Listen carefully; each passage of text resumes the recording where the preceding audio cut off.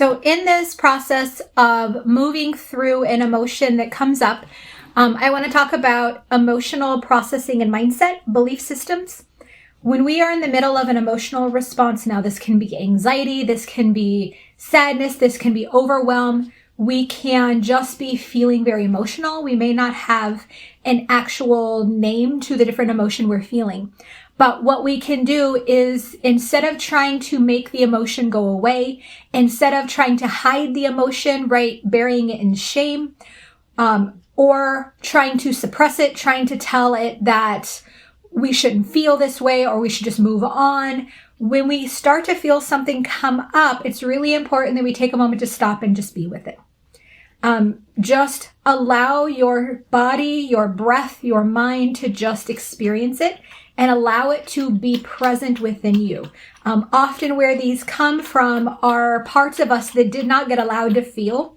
We were told that we didn't have permission to feel, or that we're being dramatic, or that we should be grateful for all the things that we have. But truly in this, what is trying to come up is a part of us that needs to be seen and felt. So as we're working with it, when it is coming up, this is a part of us experiencing a need to release the past.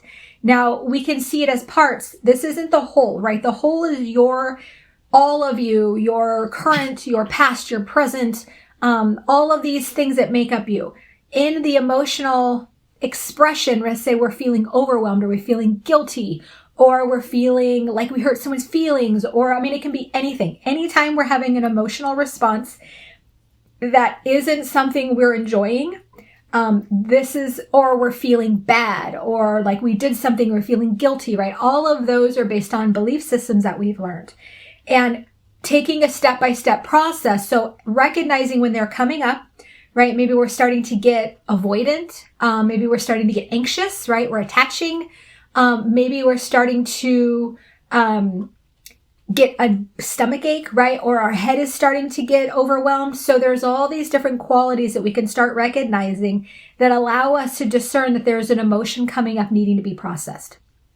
So when the emotion comes up, if you can take some time and be with yourself and just feel it, give yourself permission to feel the part of you that needs to be felt.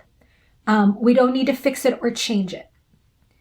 As we're processing it, we can start to move through an understanding that what is this part needing to express? Is it needing to express overwhelm? Is it needing to express grief?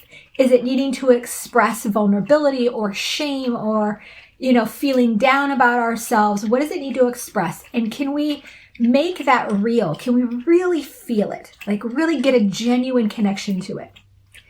As we're processing this, when we start to feel it lighten up in our system, we can start to ask ourselves, what is the belief that I'm holding about myself that is allowing this part of myself to hold on to that emotion? Whether we don't feel good enough, or whether we don't have permission to be emotional, or we were told that we'll never amount to something, or we were told to just suck it up, right? What is the belief that we're holding on to that part of us is feeling less than? We can start to understand these different beliefs that are stuck in our psyche, and how do we support those needs? So a part of us that was told to, why are you crying? Your life is so much better than most people. Basically denying you permission to be emotional, permission to have feelings, permission to be sad, permission to be overwhelmed. So in that part, what did the part of you not get? What did the part of you not get back then?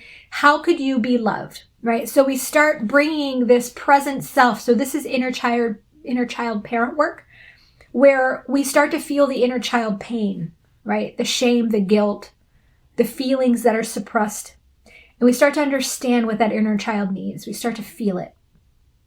And then the inner parent comes in and loves on that inner child and gives it what it needs, whether it just needs to be felt, whether it needs compassion, encouragement, understanding. But the key is we're not trying to make it go away. We're trying to feed what it needs. We're not trying to make it less than. We're not trying to deny it to feel. So most of us will go in this process of I'm feeling discomfort and I don't want to feel it. So then when we deny our inner child, our inner parent does the same thing that our parents did that locked this in the first place. So that inner child now is repeatedly denied existence by us as the inner parent, and we are continuing a harmful cycle. So as we go in and start to really feel, because children need to be felt, they need to feel safe, they need to be felt, seen, and heard. And so when we can give these qualities to our inner child, we will start to release this trauma that we're carrying, and we will no longer have this trigger so strong in our system and relating to our current lifetime. So the practice is really being present and really being an allowance of the feeling. We want to understand the feeling. What's the belief behind this feeling that locked it in the first place, that created this blocking in our system in the first place? So when we start to allow ourselves to hold that inner child, she gets fed and she gets what she needs. And that wound starts to heal and no longer is an agitated place within us reacting to the present time. So it's like the past no longer reacts to the present. It's really important to allow this to be a slower process. Sometimes it takes time.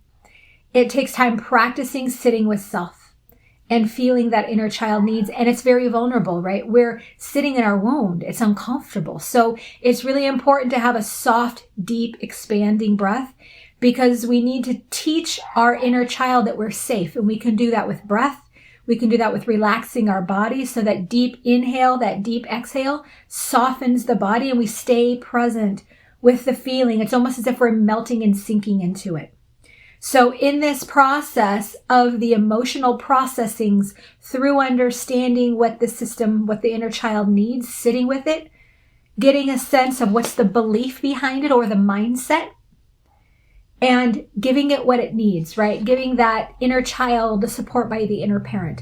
And this is a process that we can do with small things. We can do with belief about ourselves when, let's say we make a mistake on something and we're like avoiding telling the person, or we don't want to fess up to something, right? These are little details coming out. So we want to start noticing when our details come out, because there's either a belief behind it that has shown up before the emotion, or the emotion shows up before understanding the belief. So there's two ways you can go about approaching this, but the same process of sitting with it, giving that inner child what it needs by the inner parent and allowing it to exist, allowing your system to feel it, allowing your system to feel hurt, allowing your system to feel the guilt, right? A lot of times it's a version of shame covering things up. It's a lot about vulnerability, and we hide vulnerability with shame. So when we hide, we feed the shame. And when we make it, suppressed, we feed the shame. So we want to bring that to the surface and really experience it, because this is where we are in our own liberation. So hope that's helpful.